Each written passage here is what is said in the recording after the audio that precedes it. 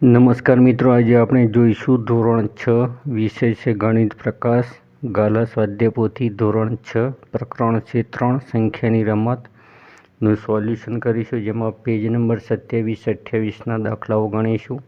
એટલે કે પ્રશ્ન નંબર 1, 2 અને 3નું સંપૂર્ણ સોલ્યુશન કરીશું. દરેક નાનામાં નાની ગણતરીને પણ અહીંયા બતાવીશું. તો ચાલો જોઈએ પ્રકરણ 3 સંખ્યાની રમત ભાગ 1. તો તમને વિડીયો ગમે તો લાઈક, કોમેન્ટ અને શેર કરજો, તેમજ ચેનલને સબસ્ક્રાઈબ કરજો. તો મિત્રો, ત્રીજા નંબરનું ચેપ્ટર છે સંખ્યાની રમત. તેમાં વિશિષ્ટ ખાના એટલે કે સુપરસેલ. તો સુપરસેલ કોને કહે છે? તો આગળ પાછળ અને ઉપર નીચે જે સંખ્યાઓ આપેલી હોય તેમાં જે સૌથી મોટી સંખ્યા હોય તેને સુપરસેલ કહે છે. તો અહીંયા સ્વાધ્યાય પોથીમાં આપેલું જ છે. હવે આપણે ચાલો શરૂઆત કરીએ. એમાં જે પ્રશ્ન નંબર 1 છે એને શરૂઆત કરીશું. તો પ્રશ્ન 1 છે, નીચે આપેલ ગ્રીડમાં સુપરસેલ પર રાઈટ કરો.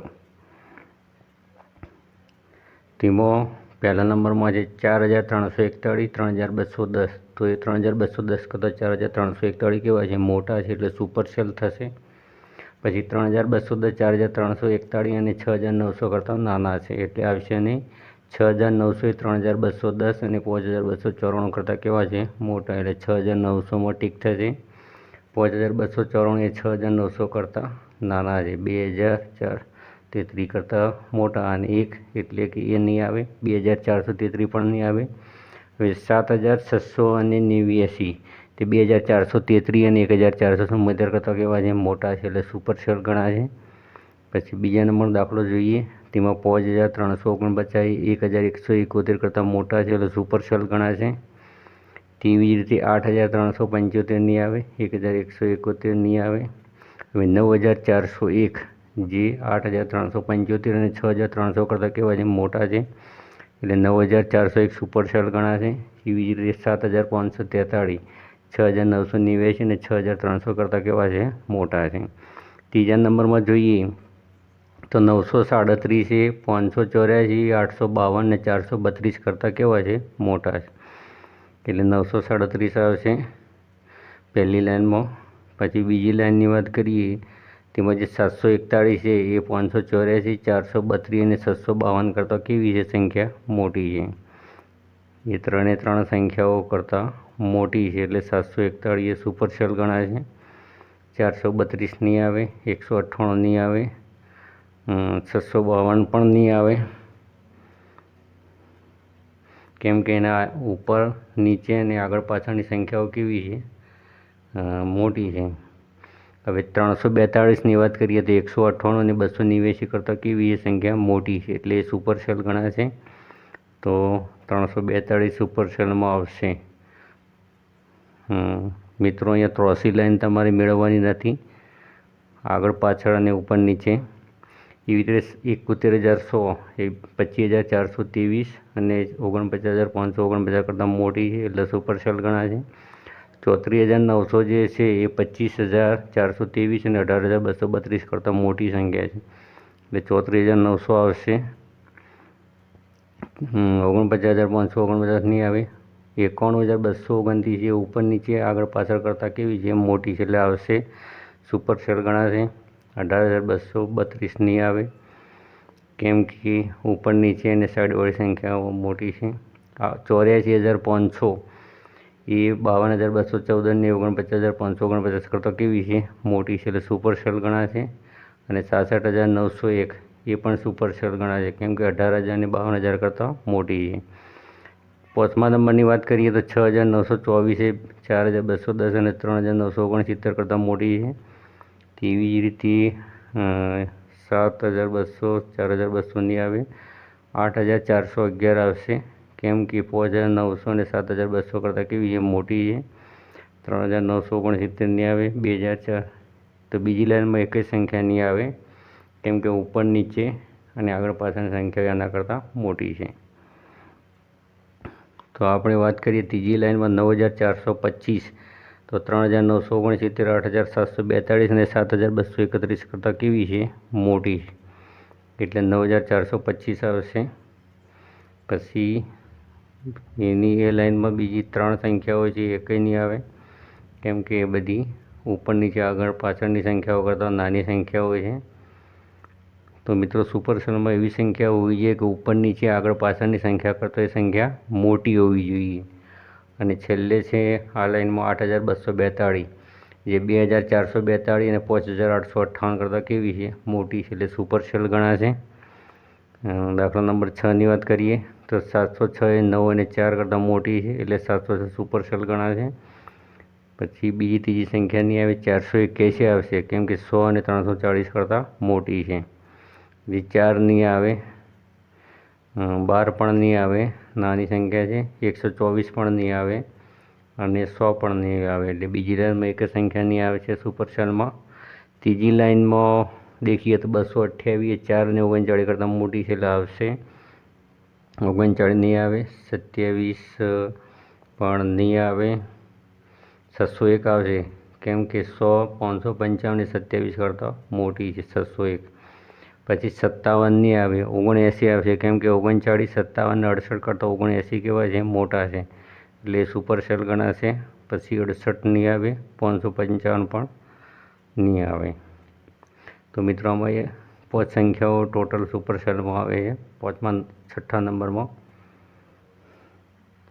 હવે આપણે આગળ જોઈશું. તો હવે સંખ્યા રેખા પર આપણે ગોઠવવાનું છે. અહીંયા 1050, 1160, 24, 40, 25, 20, 17, 80, 15, 90 અને 2030 એ રીતે મિત્રો છે. તો એને ઉદાહરણ માટે પૂરું પડેલું છે. હવે આપણે જોઈએ 1080, 1240, 25, 50, 22, 70, 16, 90, 18, 10 અને 23, 20. તો આપણે 200-200નો ડિફરન્સ રાખીને 1000થી ચાલુ કરી અને સંખ્યા રેખા આપણે બનાવી દઈએ. તો જેમ ક્રમશ આવે તે રીતે તમે સંખ્યાઓ લખશો તો પણ તાળો મળી જશે. તો પહેલાં લખીએ 1000, પછી લખીએ 1200, આપણે 200નો ડિફરન્સ રાખીએ છીએ અહીંયા. પછી 1400, પછી 1600, પછી છે 1800, પછી છે 2000, પછી છે 2200, પછી 2400 અને 2600. હવે મિત્રો ક્રમશઃ સંખ્યાઓ દેખીએ તો આપણે તો અહીંયા 1080, તો 1000 પછી આવશે, એટલે 1000 પછી થોડું ડિફરન્સ છોડીને આપણે 1080 લખીશું. જગ્યાનો અભાવ છે એટલે થોડા નાના અક્ષર લખીશું. પછી છે 1200, પછી 1240 સંખ્યા આવે છે, તો 1240 આપણે 1200 પછી થોડી ગેપ છોડીને 1240 લખીશું. પછી છે 1690, તો એ 1600 પછી 1690 આવશે, તો મીન્સ સેન્ટરમાં આપણે 1690 લખીશું. પછી આવશે 1810, જે 1800 પછી સામાન્ય ગેપ રાખીને લખવી પડશે 1810. તેવી રીતે આવશે 2270, તો એ 2000 પછી 2270, પછી 2400 છે, પછી 2550 સંખ્યા આવશે, તો 2400 અને 2700 વચ્ચે 2550 લખીશું.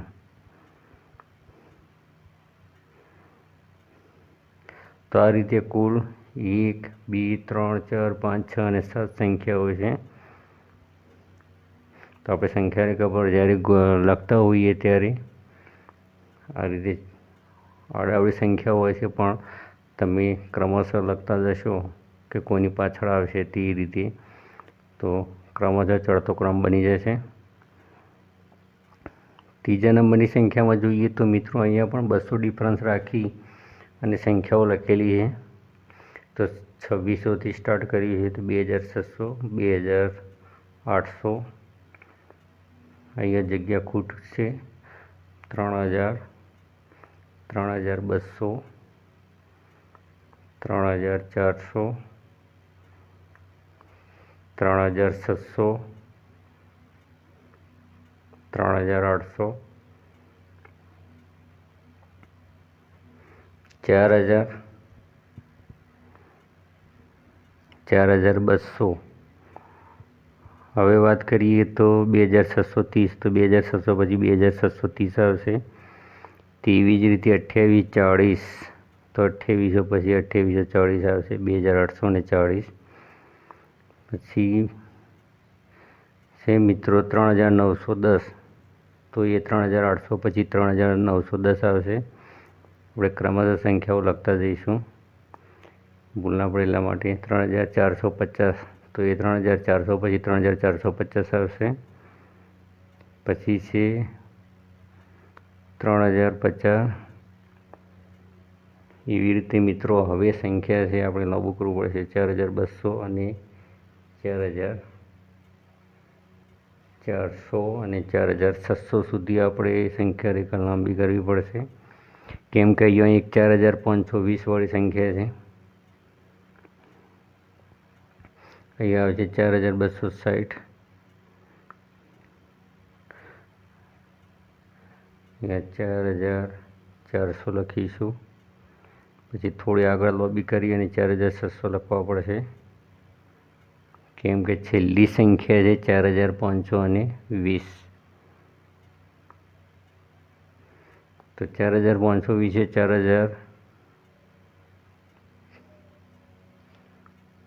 4400 અને 4600ની વચ્ચે 4520 આવશે. તો આ રીતે 1 2 3 4 5 6 અને 7 સંખ્યાઓ આપણે લખી છે. બિલકુલ સરળ છે. કઈ સંખ્યા કેના પછી આવશે એ તમારે ખ્યાલ રાખવાનો છે, અને કેટલો ડિફરન્સ રાખવાનો એ પણ ખ્યાલ રાખવાનો છે. ત્રીજો પ્રશ્ન જોઈશું, તેમાં જે બાકીની જે સંખ્યાઓ છે સંખ્યા રેખા પર દર્શાવવાની છે.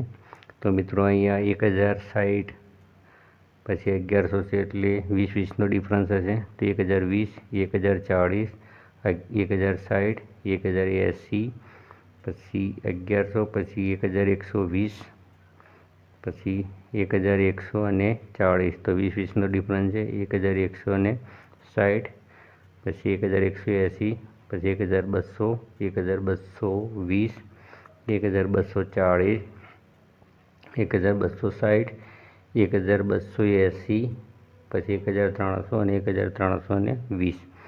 તો મિત્રો અહીંયા 20નો ડિફરન્સ છે. બીજા નંબરની જે સંખ્યા રેખા છે એમાં 50-50નો ડિફરન્સ દેખાઈ રહ્યો છે. તો આપણે 3950, પછી 50 ઉમેરીશું એટલે 4000 થશે. બીજા 50 ઉમેરીશું એટલે 4050 થશે. તેવી રીતે 50-50નો શું કરવાનો છે, ઉમેરો કરવાનો છે. 4100, 4150, 4200, પછી 4250 લખેલા છે. પછી 4300, 4350, પછી 4400, પછી 4450, પછી 4500. એવી રીતે તમે 50-50નો ડિફરન્સ રાખી અને લખી શકો.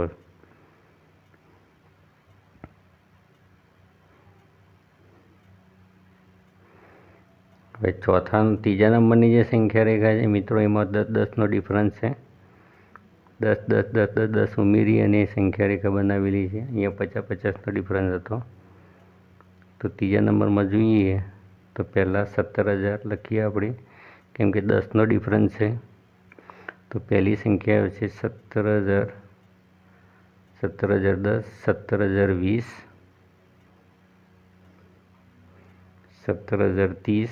એ રીતે 10 ઉમેરી અને સંખ્યાઓ લખવાની છે. 17040, 17050, 17060, 17070, 17080, 17090, 17100, 17110, 17120, 17130 અને 17140.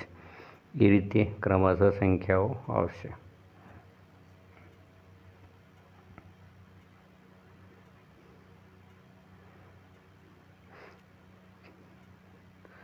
તો અહીંયા 10 ઉમેરી જવાના છે, અને ખૂટતી સંખ્યાઓ જે છે આપણે ઓળખી અને સંખ્યા રેખા ઉપર દર્શાવવાની છે. તો મિત્રો આ પણ સંખ્યા રેખા એક સરળ જ હતી. હવે છેલ્લા નંબરમાં છે, એમાં 1000નો ડિફરન્સ છે. 502 તો એના જ રહે છે દરેક સંખ્યામાં. તો આપણે પહેલાં 84,000 છે, 84,000 પહેલાં 83,000 લખીશું. તે 84,000 પછી 85,000 આગળ આવશે 83,502, 84,502, 85,502, 86,502, 87,502, 88,502, એવી રીતે 89,000, 90,000, 91,000, 92,000, 93,000, 94,000, 95,000, 96,000 અને 97,000 અને 502 દરેકની અંગાતે છે જ. તે પેટર્ન પરથી જ આપણે ઓળખી શકીએ છીએ. તો મિત્રો અહીંયા એકથી 3 પ્રશ્નોનું આપણે સોલ્યુશન કર્યું છે. તમને વિડીયો ગમે તો લાઈક, કોમેન્ટ અને શેર કરજો. તેમજ ચેનલને સબસ્ક્રાઈબ કરજો, જેથી ગાલા ગણિત, સ્વાધ્યાય પોથી, નવનીત પ્રેક્ટિસ વર્ક તેમજ પુસ્તકના સોલ્યુશનો મળતા રહે છે. Thank you so much.